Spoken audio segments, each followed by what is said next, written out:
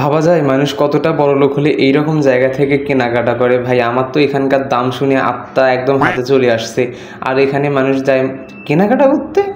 আমি তো এটাকে ভাই একটা সিনেমা হল বা শুধু শুধু গেছি ঢং করতে। আমার কাছে ছিল মাত্র 10 টাকা, আর যেটা নিয়ে আমি বসুন্ধরা সিটিতে চলে গেছি। মানে ভাবা যায় আমি কত বড় ধান্দাবাজ আর ভণ্ড।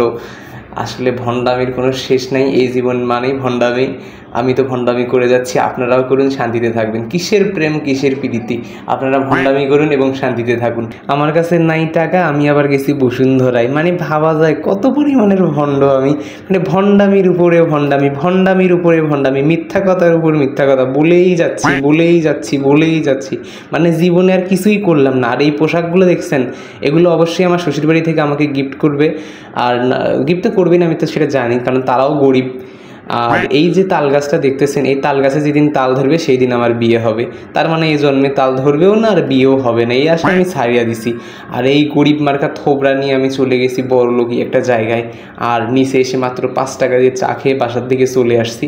মানে আমার বাসা থেকে অল্প একটু দূরেই এই বসুন্ধরা সিটি, তারপরেও খুব কম যাওয়া হয়। আর আমরা মূলত গিয়েছিলাম iPhone 13 নেওয়ার জন্য। যেহেতু iPhone 17 লঞ্চ করছে, এখন আমি মূলত 13 নিচ্ছি। এটার দাম নিয়েছে মূলত 75,000 টাকা, যেটা অবশ্যই কিছুদিন পরে আপনারা আমার ভিডিওতে বা ছবিতে অবশ্যই দেখতে পারবেন। আর আপনারা কে কোথা থেকে দেখতেছেন অবশ্যই লাইক কমেন্ট করে জানিয়ে দেবেন। এবং আপনারা ভণ্ড যদি হয়ে থাকেন তাহলে লিখতে পারেন ভণ্ড 2 বা ভণ্ড 420।